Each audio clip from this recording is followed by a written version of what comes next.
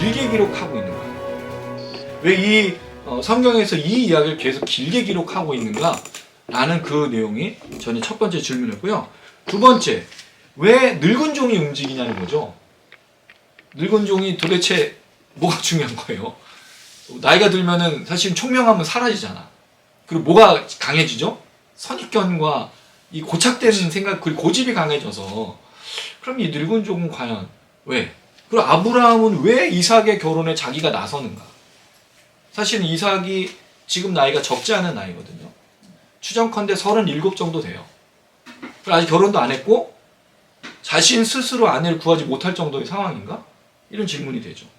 그리고 왜 이런 이야기 속에 신기하게도 아브라함의 언약과 축복이 들어가 있는가? 이게 핵심인 거죠. 그랬을 때 아브라함이 이 결혼에서 제일 중요하게 여기는 게 무엇인가를 질문하고 그것을 우리가 밝혀내야 돼요. 그것이 오늘 우리의 본문의 결론입니다. 이 이야기를 오늘 좀 생각해 보고자 합니다. 자, 먼저 20절에서 22장 20절에서 24절이에요. 2일 후예요. 2일 후에. 2일 후라는 말은 이거는 이제 제가 늘 말씀드리지만 이러한 일 다음에 무엇이 일어났다는 뜻이에요. 뭐가 일어나면 그 2일 후라는 말은 이삭이 번제로 그 바쳐지는 사건이 22장이잖아요. 그럼 그 사건 뒤로라는 말이겠죠. 이때가 약 이삭이 한 13살 정도? 왜냐하면 아주 어린아이는 아니었을 거예요. 나무를 질 정도면 주로 일을 시킬 땐 13세 이상부터니까 아마 13세 정도 추정이 돼요. 왜? 이스마엘도 14살 정도의 뭔가 움직임이 있는 걸 보면 13세나 14세 정도 된다는 거죠. 그럼 이삭을 번제로 바쳤을 때가 그때인데 그때 아브라함에게 누군가가 알려줬어요. 이거는 하나님의 역사라고 보여져요. 그냥 아브라함이 아들 이삭과 친족과 그럼 지금까지는 서로 연결이 없었다가 요 이야기를 통해서 이제 아브라함이 자신의 친족이 살아있음을 확인하고 늙은 종을 보내는 그런 계기가 되는 것이기 때문에 이거는 분명히 하나님으로부터 온 소식이지 않겠는가. 하나님이 이 소식을 전할 수 있도록 무언가를 왕래했다는 것. 자, 그럴 때 밀가가 등장하죠. 밀가는 나홀의 아내예요. 성경을 다시 한번 우리가 복기해 보면 11장 27절에서 29절 한번 보시면 창세기 11장 27절에서 29절을 보시면 27절에 데라가 나오죠. 아브라함의 아버지잖아요. 나홀과 하란을 아브라함과 같이 낳았어요. 어디서? 갈대아 우르에서. 하란이 거기서 롯을 낳죠. 그런데 하란은 여기 갈대아 우르에서 먼저 죽어요. 롯을 낳고 죽는단 말이죠. 그랬을 때 29절 한번 읽어보겠습니다. 11장 29절 시작. 아브라함과 나홀이 장가들었으니 아브라함의 아내의 이름은 사레며 나홀의 아내의 이름은 밀가니 하란의 딸이요 하란은 밀가의 아버지며 또 이스가의 아버지더라. 여기 보면 하란은 3명을 낳은 거예요. 물론 더 낳을 수도 있는데 거기 이제 등장한 사람이 밀가와 롯과 그 다음에 한 사람이 더면 이스가예요. 이렇게 낳았는데 먼저 죽었고 아브라함은 사라랑 결혼했는데 다른 사람과 결혼한 거죠. 근데 나홀은 밀가인데 이 하란의 딸과 결혼했어요. 삼촌과 조카가 지금 결혼한 그런 상황인 거죠. 예. 그럴 때 이 밀가가 여기서 이제 나오는 거죠. 밀가가 아들을 낳기 시작하는데 21절에서 22절에 그 이름이 등장하는데 거기에 중요한 한 사람 이름이 있죠. 22절 끝에 부두엘이 나와요. 부두엘은 설명하기를 23절에 누굴 낳았습니까? 리브가. 리브가가 누구죠? 이삭의 아내. 그렇죠. 이삭의 아내를 낳아요. 그러니까 여기서 이 이야기를 먼저 하는 이유가 있다는 거죠. 이야기를 통해서 이제 이삭이 누구랑 만날 것이다? 리브가랑. 근데 이걸 왜 이삭이 번제를 드리는 것과 사라가 죽는 것 사이에 넣냐는 거죠. 만약에 여러분 이거를 넣으려면 여러분 어디다 넣겠어요? 앞에다. 이삭의 번제나 사라의 죽음 그 사이가 아니라 사라의 죽음 다음에 넣는 게 좀 더 수월하지 않을까요? 근데 여기다 넣었어. 그럼 이거는 아브라함이 이 친족들과 왕래를 하고 있었다라는 것을 전제하고 있다는 말이죠. 그럼 사라가 죽기까지 굉장히 시간이 또 걸리잖아요. 이삭이 13살 때 거의 이렇게 그 번제로 바쳐진 다음에 127세에 사라가 죽는 다음에 약 한 20몇 년인가를 흐른 다음에 죽거든요. 그러니까 그때는 왕래가 있었지 않았을까. 그러니까 이 이삭의 그 아내를 구하는 과정이 그냥 갑자기 일어나는 게 아니라는 거예요. 어떻게 보면 분명히 아브라함 머릿속에는 무슨 이유가 있었던 거죠. 그러니까 그 친족을 향해서 가라고 하는 것을 볼 수 있는 거죠. 자, 그리고 나서 이 8사람이 나오죠. 23절에 그러니까 밀가가 처예요. 본처. 처에게서 8사람이 나오고 24절에 보니까 첩이 나오죠. 루우마. 첩에게서 몇 명이 나와요? 4명이 나와요. 12명이야. 이게 누구의 아들처럼 보여요? 야곱의 12아들. 야곱의 그 본처가 누구죠? 레아. 그 다음에 야곱의 첩이 라헬이야. 물론 그걸 첩이냐 부르기는 어렵지만 처음에 결혼한 사람이 처니까 라헬이 첩이 되잖아요. 놀랍게도 레아에게서 그리고 레아의 종에게서 8명이 나와. 그리고 라헬과 라헬의 종에게서 4명이 나와. 12명. 그러니까 처와 첩, 그러니까 이런 대조가 있는 거예요. 성경은 그냥 쓴 게 아니야. 무언가 대조되는 것으로 해서 이들의 민족과 이들의 민족 이런 얘기가 계속 많이 강조되잖아요. 하갈과 이스마엘의 후손, 그 다음에 야곱과 이스라엘 후손 이런 얘기들이 성경이 계속 반복이 되고 있다는 거죠. 왜 그렇죠? 사람들의 역사 속에 누구의 역사가 있다는 거예요? 하나님의 역사가 있다는 걸 분명히 보여주고 있는 거예요. 이걸 말씀드리는 거죠. 자, 그리고 나서 오늘 이제 24장 1절로 다시 돌아오면요. 전체적인 배경이 시작됩니다. 사라가 죽었어요. 사라가 127세로 죽은 다음에 이제 아브라함이 아들 이삭을 결혼시키려고 하는 그 과정 속에 첫 번째 1절에 이렇게 이야기합니다. 1절 한번 읽어보겠습니다. 시작. 아브라함이 나이가 많아 늙었고 여호와께서 그에게 범사에 복을 주셨더라. 자, 이 얘기가 또 나와. 이건 누가 썼다고요? 아브라함이 얘기한 게 아니에요. 근데 사실은 이 이야기가 계속 많이 반복이 되고 있어요. 아브라함이 늙었어. 근데 이 늙었다는 얘기가 언제 또 나오죠? 하나님 부르실 때마다 자기는 뭐라 그랬어요, 아브라함이? 난 늙었어요. 아들을 낳을 수가 없어요. 근데 지금도 늙었어.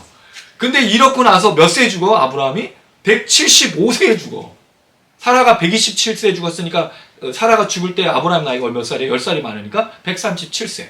그러면 175세까지 몇 년 남았어요? 38년을 더 살아. 그럼 도대체 언제 늙은 거야? 사실 늙었다는 말은 아브라함이 본인이 늙었다고 할 때는 자신이 아무것도 할 수 없다는 걸 부정적인 걸 강조하기 때문에 늙었다고 말하는 거예요. 그럼 오늘 1절에 늙었다는 말은 부정적인 얘기냐 아니냐는 의미가 있는 거죠. 전 이걸 추적하고 싶은 거예요. 그래서 이게 아브라함이 말하는 게 아니라는 걸 중요하게 여겨야 된다. 그리고 왜 이삭이 자신의 아내를 찾는 과정에 아브라함이 만한 늙었다라고 얘기하고 있느냐는 거예요. 근데 신기하게도 그 아들 이삭을 결혼시킨 다음에 그 아브라함이 뭐 하죠? 사라가 죽은 다음에 좀 시간 지나서 후처를 얻어. 또 아들을 낳아. 늙지 않았어. 늙은 게 아니라고. 그러다 175세에 죽어요. 그래서 아브라함이 말할 때는 분명히 부정적인 거지만 1절이 말하는 건 부정적인 게 아니라는 거죠. 자, 그랬을 때 왜 모세는 이 얘기를 강조하고 있는가? 두 번째, 범사에 뭘 줬어요? 복을 주셨어. 자, 이 범사가 뭘까요? 범사는 모든 일이 돼요. 또는 모든 때도 되고 모든 방법도 돼. 그러니까 이게 모든 일에 축복하신 거냐? 아니면 모든 것으로 축복하신 거냐? 모든 방법으로 축복하는 거냐? 다양한 의미가 포함되어 있다는 거죠. 여러분 어떻게 생각하십니까? 모든 일에 축복한 걸까요? 모든 방법으로 축복해 주신 걸까요? 어떻게 생각하세요? 그러니까 다양한 걸 생각할 수 있지만 범사라는 말에 다양한 게 포함될 수 있다는 거죠. 그냥 축복을 받은 게 아니라 하나님이 모든 방법과 모든 것을 통해서 아브라함에게 복을 주셨다는 거죠. 그런데 아브라함의 복이 뭐냐는 거예요. 여러분 아브라함에게 있어서 축복이 뭐죠? 두 가지가 있잖아. 하나님 언약하신 그 축복 뭐죠? 하나는 자손에 대한 축복. 이게 되게 중요한 거예요. 두 번째는 땅에 대한 축복. 이거는 창세기부터 이루어지고 있는 계속된 축복의 이야기야. 근데 여러분 우리는 이 축복을 뭐로 생각하죠? 우리에게 있어서 이 축복은 뭐예요? 범사에 복 받는 거. 돈이잖아요, 돈. 건강, 뭐 자녀가 잘 되는 거, 아무 문제 없이 사는 거. 근데 성경이 말하는 복은 좀 다르다는 거죠. 아브라함에게서 이 복이 왜 중요한가? 그리고 이게 나이 많았다는 말이 왜 중요한가? 그 다음 이야기를 통해서 우리가 풀어보고자 합니다. 자, 그리고 나서 2절입니다. 2절 읽어보겠습니다. 시작. 아브라함이 자기 집 모든 소유를 맡은 늙은 종에게 이르되 청하건대 내 허벅지 밑에 내 손을 넣어라. 자, 지금 그리고 나서 아브라함이 누구를 부르죠? 늙은 종을 불러. 늙은 종. 젊은 종은 다 놔두고 왜 늙은 종을 부르냐? 근데 늙은 종에 대한 수식어가 있어요. 뭐죠? 자기 집 모든 소유를 맡았어. 모든 소유를 맡았다는 건 마치 요셉이 그 군대 장관의 집 보디발가 그 집에서도 모든 걸 맡아서 했었죠. 그리고 이제 감옥에서조차도 그가 수완을 발휘해서 열심히 살았으니까 머리가 똑똑하다는 거잖아요. 그 늙은 종이야. 그럼 이 늙은 종은 누구냐는 거예요. 이 늙은 종은 이삭이 번제로 바쳤을 때 동행했던 두 종이 있었어요. 그때 두 종이 같이 갔었잖아요. 근데 그 두 종은 그때는 어린 종, 젊은 종이었어요. 그럼 대부분 이삭과 나이가 유사했을 가능성이 조금 더 많았을 수가 있어. 그때로부터 약 몇 년 안 흘렀어. 20몇 년인가 밖에 흐르지 않았어. 그렇다면 늙은 종이라고 부르기는 어렵다. 그 사람들은 아닌 거라는 거죠. 그럼 우리가 알고 있는 늙은 종은 누굴까요? 그렇죠. 15장에 나오는 다메섹 엘리에셀을 아브라함이 뭐로 삼으려고 했어요? 상속자로 삼으려고 했었잖아. 제일 신임하고 신뢰한. 그럼 아마 이 늙은 종은 다메섹 엘리에셀이지 않을까. 왜냐하면 이삭이 태어나는 과정도 봤고 그가 번제로 바쳐지는 것도 다 봤던, 그래서 이삭을 제일 잘 알고 있는 사람이기에 이 사람을 보내는 건데, 자, 문제는 왜 이삭이 가지 않느냐는 거죠. 왜 여기서 아브라함이 아들의 아내를 자기 마음대로 구하고 있냐는 거예요. 제가 말씀드렸지만 이때 나이가 이삭의 나이가 37 정도야. 마마보이였나? 자기 결정 능력이 없어. 여러분 결정장애자들 있죠? 아니 마마보이가 그렇잖아요. 결정 못하지. 지금까지 수많은 여자가 있었을까요? 없었을까요? 있었을 것 같죠. 네. 우리 근데 알 수가 없지. 성경이 얘기를 하지 않으니까. 근데 어쨌든 이삭은 결혼에 대한 마음이 없었는데 무엇 때문에 결혼이 시작되죠 지금? 사라가 죽은 다음부터예요. 그러면 이삭이 이 결혼을 책임질 수 없었던 이유는 무엇 때문이다? 엄마를 잃은 슬픔 때문에 그러지 않았을까? 좀 그런 생각을 해보는 거예요. 이걸 왜 생각하냐면 뒤에 24장 67절 한번 볼까요? 제 말이 그런 뜻한지 아닌지 한번 생각해 보세요, 여러분. 67절 읽어보겠습니다. 예, 시작. 이삭이 리브가를 인도하여 그의 어머니 사라의 장막으로 데리고 그 맞아야 아내로 삼고 살아났으니 이삭이 그의 어머니를 장례한 후에 위로를 얻었다. 사라의 죽음 후에 누가 위로가 됐죠? 예, 근데 사실 원래 우리가 장례를 치른다고 아내가 위로되고 그런 건 아니잖아. 결혼은 사실 그런 의미가 아니잖아. 근데 이삭이 위로를 얻었다는 말은 아마도 이 엄마와 이삭은 굉장히 끈끈한 관계였을 가능성이 있다는 거죠. 왜? 독자였잖아요. 그리고 언제 나왔어? 90세 때 나왔어. 그리고 죽기까지 37년 동안 이 아들을 키운 거잖아요. 그래서 이 엄마와의 밀접한 관계 속에서 있었던 이삭이기 때문에 이삭이 아마 굉장히 슬퍼하고 있었지 않았을까. 결혼에 대한 생각조차도 하지 못했던 그런 슬픔 속에 있어서 아브라함이 이제는 이 사건, 이 결혼에 대한 이야기를 해야겠다는 생각이 들었던 것으로 보이고, 그래서 이 믿을 만한 신뢰하는 종을 보내지 않았을까. 왜? 만약에 이삭이 이런 상태에서 누군가를 선택한다면 어떻게 선택하겠어요? 좋은 판단이 되지 않을 가능성이 크잖아. 왜? 여러분 그렇지 않아요? 영화 속에나 드라마를 보면 자기의 슬픔 위로해줬던 사람을 만나서 나중에 결혼했는데 어떤 일이 일어나? 행복하게 살아요? 잘 그러지 못하는 경우를 많이 보잖아. 아마 그래서 아브라함이 움직이는 건 아닌가. 또 이런 이삭의 슬픔을 볼 수 있는 장면이 63절입니다. 63절 한번 보세요. 이게 번역에 대한 좀 어려움이 있어. 이게 신학자들이 다 어렵게 생각하는 거예요. 63절 시작. 이삭이 저물 때에 들에 나가 묵상하다가 눈을 들어보면 낙타들이 오는지라. 자, 여기 들에 나가 뭐 했어요? 묵상했어요. 이게 뭐예요, 묵상이? 이게 되게 웃긴 말이야. 들에 나가서 묵상을 하는 거예요. 그래서 이 묵상하다는 단어가 수아흐라는 단어인데 사실 묵상하다는 의미보다는 걷다, 배회하다는 뜻을 갖고 있어요. 자, 그래서 공동 번역과 다른 번역서들이 어떻게 번역을 했냐면요. 저녁 때가 되어 이삭은 들에 바람 쐬러 나왔다. 그냥 바람 쐬다고 되어 있어. 공동 번역은. 새 번역은 산책을 하려고. 현대어는 들녘에 바람을 쐬어 나갔다가. 그 다음에 NASB하고 ESB 성경은 meditate라고 써서 묵상이라고 썼어. 근데 사실은 이게 말씀 묵상은 하나님을 기억한 것으로 보이지는 않는 거예요.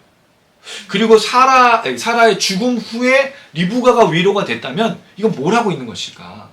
아마도 자신의 슬픔을 견딜 수 없어서 진짜 바람 쐬든 산책을 하든 배회하고 방황하는 것으로 보이는 것으로 이야기하는 거죠. 왜? 65절.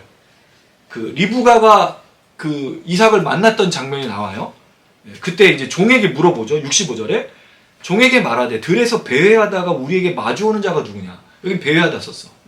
그럼 사실 이게 묵상한 게 아니고 배회하고 뭔가 슬픔에 젖어서 이기지 못하고 있는 그런 슬픔에 있는 이삭이지 않겠는가라는 생각이 듭니다. 자, 그 다음에 또 이 이삭에 대한 설명이 또 나오는 이유가 뭐냐면 성경을 잘 읽어봐야 돼요. 62절 24장 62절 한번 읽어볼게요. 시작. 그때 이삭이 부엘 라헬로이에서 왔으니 그가 네게부 지역에 거주하였습니다. 자, 이게 중요한 게 있어. 사실 사라가 죽은 장소는 어디예요? 헤브론이에요. 부엘셰바. 그럼 여기 부엘 라헬로이는 어디야? 그랄 지역이잖아. 이건 누가 연관돼 있어요? 하갈. 하갈이 사라에게 학대를 받다가 도망쳐서 만난 그 우물 곁에서 여호와의 사자를 만나잖아요. 그런데 그때 뭐라고 고백하죠? 여호와께서 나의 고통을 들으셨으다. 부엘 라헬로이. 그 장소. 그럼 이삭은 지금 사라와 아브라함과 살고 있지? 않은 거죠. 그래서 사라의 죽음을 통해서 지금 이삭이 올라가고 있든 네게부가 남쪽 지역이고 부엘셰바는 더 위에요. 그 헤브론 더 위에 있어. 아마도 이삭이 지금 올라가는, 같이 살고 있지 않다가 어머니의 죽음을 통해서 올라가고 있었던 것인가? 라고 추정케 하는 거죠. 이게 해석들이 쉽지 않아요. 근데 이걸 다 그냥 넘어가. 대부분 주석들이 이걸 밝히지 않아요. 그래서 어제 밤새 이거를 찾는 거죠, 저는. 그럼 이삭이 분명히 큰 슬픔을 안고 있다가 이 엄마와 어떤 아버지와 관계 속에서 지금 무언가 하러 올라가던 중에 누굴 만난 거예요? 리브가를 만나지 않았어요. 혹은 그렇게 올라가서 어머니의 슬픔을 위로하고 있을 때, 슬픔 때문에 젖어 있을 때 그 배회하던 중에 리브가를 만났지 않았을까? 결국에는 이삭은 지금 슬퍼하고 괴로워서 자신의 아내를 구할 수 있는 상황이 아니었던 것으로 보이기에 이 나이가 있는 이삭을 대신해서 늙은 종이 간 것으로 보인다는 게 제 추론입니다. 어떻게 생각하십니까, 여러분?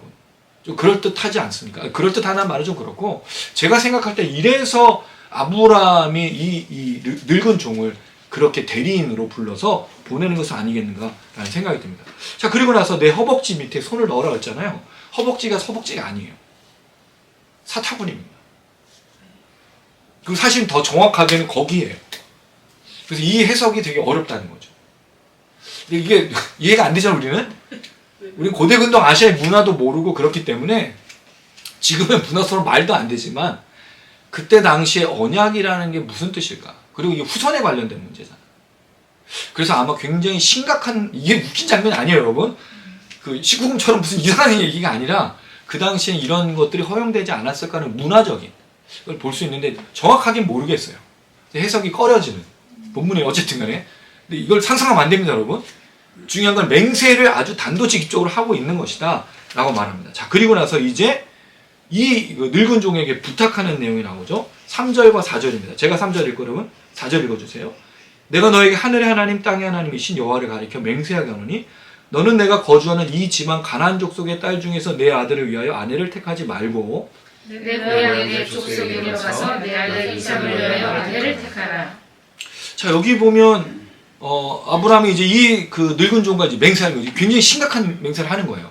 아들의 아내를 구하는 게 그냥 쉬운 얘기가 아니라는 거죠. 이 늙은 종은 마치 누가 결혼한 것처럼 갔다 와야 되는 거예요. 자신이 아내를 얻는 것처럼 갔다 오라고 지금 얘기하는데 왜? 하늘의 하나님과 땅의 하나님의 이름으로 맹세하고 있습니다. 그럼 여기서 중요한 게 이거예요. 하나님의 이름 뭐로 불러죠? 하늘의 하나님, 땅의 하나님. 이게 뭐예요? 천지 창조하신 하나님이잖아.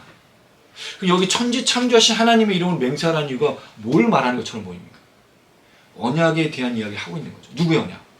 하나님이 아브라함에게 부르셨던 그 언약. 여기에 그 깊이 있게 나오는 그 언약의 두 가지가 뭐죠? 하나는 땅, 하나는 자손. 이 이야기 속에서 뭔가를 지금 아브라함 꾸미고 있다는 거죠. 자, 그랬을 때 이렇게 얘기해요. 이 지방 가나안 족속의 딸 중에서 내 아들을 위하여 아내를 택하지 말라 그랬어요. 이게 왜 이렇게 중요할까요? 가나안 족속의 아내를 구하지 말라라는 의미가 무슨 의미죠? 이방 여인하고 결혼하지 말라는 거예요? 근데 사실 이방 여인이라고 말하기가 어려워. 아브라함도 거기서 이방인이잖아. 자기는 나그네였고.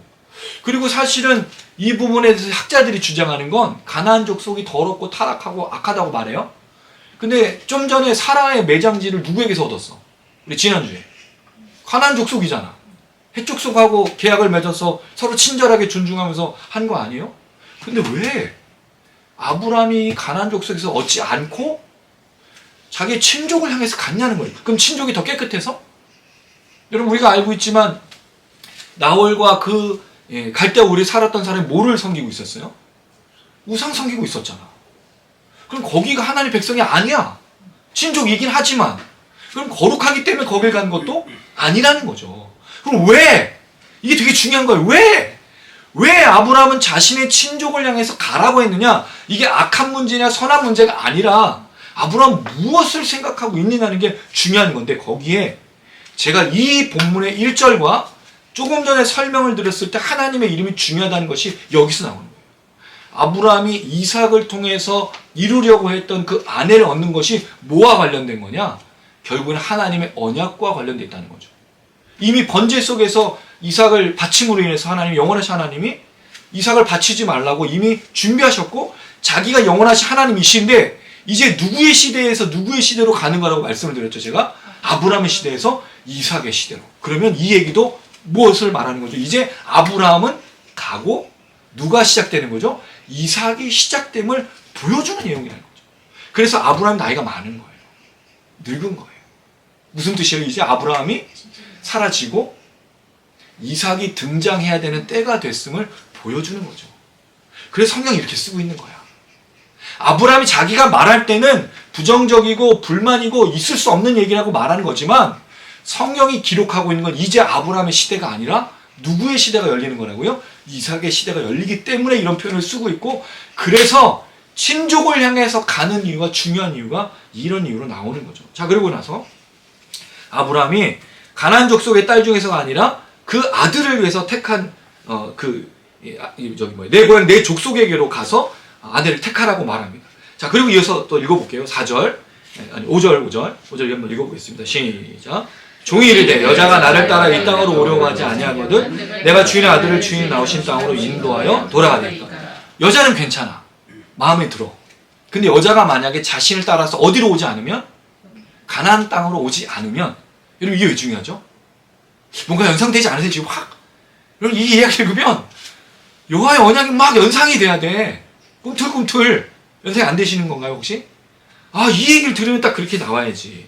오지 않겠다고 하면 그 질문하는데 아브라함이 이렇게 대답을 하죠. 자, 6절에서 7절, 8절까지 제가 6절, 여러분 7절, 8절을 같이 읽습니다. 아브라함이 그에게 이르되 내 아들을 그리로 데리고 돌아가지 아니하도록 하라. 하늘의 하나님 여호와께서 나를 내 아버지의 집과 내 고향 땅에서 떠나게 하시고 내게 말씀하시며 내게 이스라엘 이르기를 이 땅을 내 씨에게 주리라 하셨으니 그가 그 사자를 너보다 앞서 보내실지라 내가 거기서 내 아들을 위하여 아내를 택할지니라. 같이 읽습니다. 만일 여자가 너를 따라오고 하지 않으면 나의 인생은 너와 상관이 없나니 오직 내 아들을 데리고 그리로 가지 말지니라. 이 중요한 원칙 중에 하나가 첫 번째 원칙은 뭐였어요? 결혼에 가나안 족속이 아닌 내 친족으로부터 여인을 얻을 것, 아내를 얻을 것을 말했다는 게 중요한 원칙이에요. 근데 이 중요한 원칙을 또 뒷받침하는 원칙이 뭐냐? 내 아들은 절대로 어디로 가면 안 돼? 그 땅으로 가면 안 돼. 항상 내 아들은 어디 있어야 돼? 가나안 땅에 있어야 돼. 왜죠? 여기 이렇게 얘기하잖아요. 하늘의 하나님 여호와께서 나를 내 아버지 집과 내 고향 땅에서 떠나게 하시고. 이게 뭐예요? 이게 언약이잖아. 창세기 12장 1절 3절이잖아. 나를 본토 친척 아비 집에서 떠나게 했던, 그래서 아브라함과 사라가 그렇게 와서 가나안 땅에 정착해서 하나님의 축복을 받았던, 그럼 이제 시대가 바뀌어서 누구에게 연결되는 거죠? 이삭에게. 근데 이삭이 뭐가 없어? 종족을 번영성하고 그 생육하고 번성에 누가 없어? 아내가 없으니까. 아내를 어떻게? 그 친족으로부터 똑같이 자신이 부름받은 것처럼, 마치 이삭과 이 리브가가 같이 오는 것처럼 가나안 땅으로 오게 하는 하나님의 역사 다시 반복되고 있는 거죠. 할렐루야. 놀랍지 않습니까? 안 놀라워, 안 놀라워. 이게 얼마나 놀라운 말씀이에요. 그래서 이 아내가 마치 이삭은 거기 없지만 결혼함을 통해서 이삭과 리브가가 다시 아브라함과 사라처럼 부르심받아 가나안 땅으로 들어오고 있는 하나님의 언약의 축복, 언약의 역사가 반복되고 있다는 거죠. 그러니 아내를 얻으면 가나안 족속이 아닌 그 친족 중에서 나처럼 내 아내처럼 와서 가나안 땅에 들어와 하나님의 축복을 받는 사람이 돼야 돼. 이걸 이 종에게 부탁하는 거죠. 이 두 가지 원칙, 이 원리 놓쳐서는 안 되는 거야. 반드시 가나안 땅으로 와야 된다는 거죠. 오지 않으면 나와 너 무슨 상관이 있냐라고 말하는 것처럼 너는 자유야. 이 맹세에서. 여자가 오지 않겠다고 한다는 거예요. 여러분들 아주 중요한 겁니다. 아주 중요한 거. 아브라함이 이 하나님의 언약을 어떻게 중요하게 여기는지를 보여주고 있죠. 그리고 이것이 누구에게 지금 연결이 되고 있는 거예요? 이삭과 리브가에게, 자신의 자녀손에게. 여러분, 우린 자녀들에게 무엇을 남겨줄 수 있을까요? 우리 이제 아들과 딸, 저는 여러분들 만약에 아들이 딸이 없다면 우리 애를 만나는 누군가에게 무엇을 남겨주고 무엇을 중요하게 전달해 주겠습니까?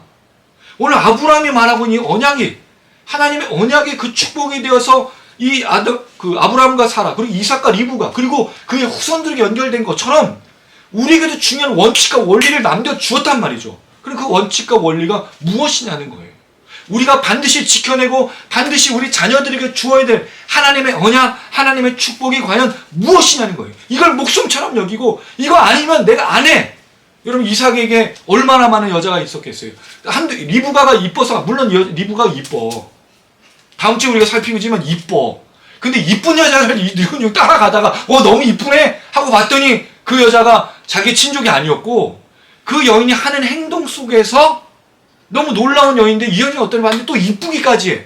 그 나중에 알고 봤더니 자신의 친족, 아브라함이 말했던 그 친족이야. 그래서 그 늙은 종이 뭐라 그러죠? 하나님이 순적하게 만나게 주신 그 기도를 응답했다고 경배하잖아. 얼굴 이쁜 건 나중이었어. 이쁜 것 때문에 시작된 게 아니야. 그런데 우리는 뭘 찾죠? 이쁜 것. 또 내가 무슨 결혼의 조건, 나를 좀 이롭게. 그래서 누가 그랬어요? 결혼은 탈출이다. 나의 지금 과거의 삶에서 탈출케 하는 게 결혼을 본 사람이 있어. 그게 뭐예요? 가난에서 탈출. 나의 지긋지긋한 이 삶의 고통에서의 탈출. 그렇게 해서 결혼하면 여러분 행복하겠어요? 만약에 그 사람이 그걸 제공해주지 못하면 그냥 끝나는 거잖아. 그럼 다시 불행이 시작되는데 그게 왜 결혼이에요? 착각하면 안 돼요. 조건으로 결혼하는 게 아니야. 여기선 그런 말을 한 적이 한 번도 없어요. 순적하게 이익을 만나는 일 속에 제일 중요한 원칙은 뭐예요? 하나님의 언약이라는 거죠. 하나님의 축복, 가나안 땅을 얻고 하나님의 백성을 많게 하는 이 하나님의 나라, 이것이 아브라함이 중요하게 여겼던 원리였단 말이죠. 우리 결혼의 원리, 우리의 삶의 원리, 우리가 추구해야 되고 우리가 목숨처럼 여겨야 될 원칙과 원리가 바로 이것이라는 말이죠. 아브라함이 놓치지 않았던 거죠. 그럴 때 하나님의 역사가 나타나는 거예요. 이건 조금 더 결론적인 부분 한 번 더 말씀을 드립니다. 그래서 이 여호와의 사자에게 이렇게 약속해 주죠. 네가 그렇게 가면 하나님의 그 사자를 너보다 앞서 보내실 거라고 말합니다. 근데 사실 블레스 여호와의 사자가 나타나지 않아요. 한 번도. 이 뒤에 우리가 다음 주에도 살펴보겠지만 근데 왜 여호와의 사자가 나타날 거라고 말했죠? 이게 되게 중요한 건 아브라함 여호와의 사자를 많이 만나봤어요. 근데 그 여호와의 사자가 나타났던 게 단지 기적적인 것만이 아니었죠. 어떤 걸 통해서도 매일의 일상의 삶, 심지어 매장지를 구하는 이 삶 속에서도 역사하신 하나님, 그 여호와의 사자가 없는 게 아니라는 거죠. 기적도 있고 기적이 아닌 것처럼 보이는 매일의 삶에도 하나님의 역사가 없는 것이 아니라는 말씀입니다. 할렐루야. 놓쳐서는 안 돼요, 여러분. 매일의 우리의 삶에 하나님 역사하고 계시다는 거예요. 그랬을 때 이 여호와의 사자를 이 종이 뭐라 그러죠? 여호와께서 나로 순적하게 만나게 하신다는데 만나게 하셔서 찬양하는 여호와의 사자가 나타난 적이 없지만 그가 볼 수 있었던 거죠. 저는 이걸 믿습니다. 우리 교회가 걸어가는 길에 여러 사람들을 만나고 있고 여러 가지를 꿈꾸고 지금 많이 기도하면서 너무 좋아요. 요새 너무 행복해요. 우리 교회가 함께 걸어가요. 그리고 우리가 감당해야 될 일들을 생각하면서 너무 신이 나요. 아직 아무것도 이루어지지 않았지만 저는 분명히 하나님께서 선하게 인도해 주실 거라고 믿습니다. 왜? 우리가 추구하는 게 하나님의 나라잖아요. 우리가 추구하는 게 가정을 살리고 말씀을 회복하고 흘려보내는 삶을 위해서 걸어갈 거잖아요. 아직도 이 땅에 하나님을 모르고 있고 하나님의 영광도 모르고 있고 축복이 무엇인지 기적이 무엇인지 하나님의 역사가 무엇인지 모르는 수많은 사람들이 있는데 그들에게 선포하고 그들에게 말하고 그들을 축복하고 그들을 회복하고 찬양하게 하고 치유하고 회복하며 걸어가는 일, 이걸 생각하는데 여러분 어떻게 마음이 기쁘지 않겠습니까? 어떻게 흥분하지 않을 수가 있고 어떻게 열정을 다하지 않을 수가 있습니까? 너무 즐겁고 행복하지 않습니까? 물론 우리가 우리의 삶이 좋아져서 내가 오늘 먹는 것보다 다음에 먹는 게 더 좋아지는 그 월급도 오르고 승진도 되고 아무 걱정 없는 삶도 사는 것도 좋겠지만 정말 우리의 열정과 우리의 마음을 불타오르게 하는 게 뭐냐라는 거예요. 누가복음 예수님께서 엠마오의 도상의 제자들을 만났죠. 그들의 마음이 불타올랐다 그랬어요. 왜 불타올랐죠? 그들이 예수를 깨닫고 부활하신 예수를 믿고 깨닫고 불타올라서 뭐예요? 부활하신 예수를 전하잖아. 이 아브라함이 말하고 있는 그 축복, 이 아브라함이 말하는 그 언약이 뭐냐는 거죠. 예수, 십자가, 그리고 하나님의 나라 아닙니까? 이 하나님의 나라만 생각하면 여러분 자다가도 벌떡 일어나서 할렐루야를 외치는 거 아닙니까? 이 하나님의 나라를 전하고 말하고 나누고 사람들에게 선포하고 그 사람의 생명을 얻게 하고 구원 얻게 하는 일이 막 이걸만 하면 너무 즐겁지 않습니까? 안 즐거운가? 이거 하면 막 열정이 솟아오르지 않으세요? 이게 막 불타오르. 이게 선교사 목사여서가 아니라 이 언약을 깨닫고 이 하나님의 나라를 깨닫고 이게 우리의 삶의 원칙이고 원리고 이거 왜 우리에게 뭐가 소중합니까? 뭐가 중요합니까? 이것만 있으면 우리가 걸어가는 거잖아요. 그렇게 걸어갈 때 하나님께서 힘 주시고 능력 주시고 뭐도 주시죠? 물질도 주시고 건강도 주시고 이종을 약시 채우신다 약속했으니까. 근데 우리가 꿈꿔야 될 건 하나님의 나라. 아멘. 이걸로 불타올랐으면 좋겠다는 거죠. 지금 세상은 악하고 지금 세상 이 정부 지금 일어나는 거 얼마나 낙심케 하고 절망케 해요. 괴롭게 해요. 그리고 교회도 좋은 것이 하나도 없어. 너무 안타까워. 이번에 빌리그람 전도대회가 열렸어요. 50주년 기념으로. 여러분 아주 가관이야 가관. 거기에 누가 나오는지 아세요? 세습하는 부자들 나와. 거기에 우리가 지탄받는 목사들이 나와서 감사 행사라고 무슨 모세의 지팡이라고 해서 꺾은 지팡이를 들고 난리부르스를 치고 있고 우상을 섬기고 있는 이상해. 이게 무슨 전도대회야. 이게 무슨 전도대회. 그런 걸 생각하면 낙심하고 절망하고 교회를 보면 아무것도 기대할 게 없지만 우리가 꿈꾸고 있는 하나님의 나라, 이 땅의 죽은 영혼들을 살리고자 하는 그 열정, 우리에게 부여하신 이 하나님의 이 비전을 보면 불타오르지 않을 수가 없잖아요. 이게 아브라함의 원칙이었고 이걸 생각했을 때 그래서 여러분 이삭이 리브가를 만나 위로를 받았을 때 이 하나님의 언약과 축복을 이루는 여러분 그렇게 결혼하면 얼마나 좋겠습니까?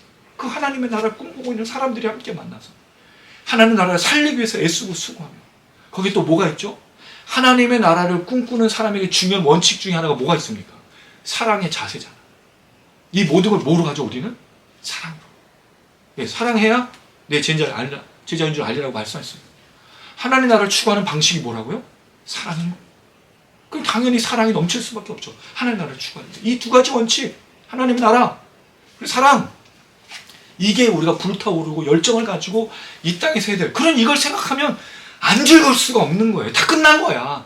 우리가 지금 꿈꾸고 있는 이 덕은 지구, 그 땅이 뭐 대단해서가 아닙니다. 사실 그 땅이 별로 좋은 땅이 아닐 수도 있어요. 근데 우리가 생각하는 건 그게 아니잖아요. 거기에 모여있는 사람들. 또 재미있는 건 만약에 우리가 거기 그 목사님 아직 허락도 안 해주셨어. 그래서 제가 지금 막기도 하고 있어. 마구 기도하고 있고 마구 사모하고 있어. 근데 여러분 거기 앞에 초등학교가 있어. 학부모가 널렸어. 우리 밥이지. 언제부터 여러분 가정교육을 시작하고 언제부터 가정회복을 시작할 수 있을까요? 그 사람들 아니에요. 지금 제일 심각할 때.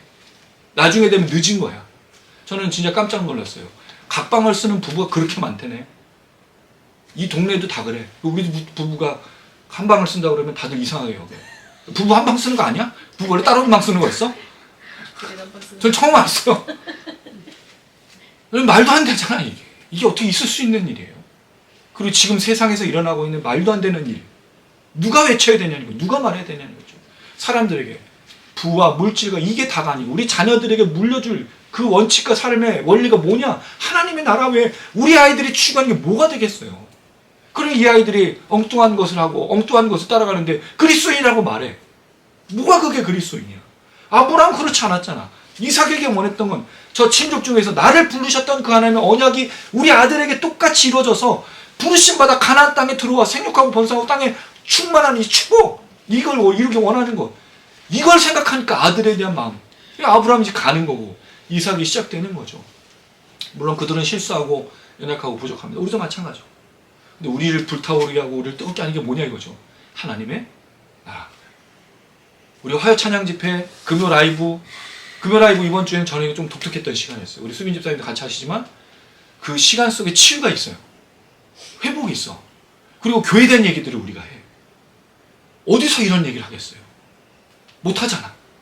그리고 저는 그 쪽을 가면 전도하면서 수요일쯤에 거기 이제 그 부모들이 애들 학교 데려다 놓고 차 마시잖아. 아, 이 성경 공부를 가르치면 되겠다. 부모 대상으로.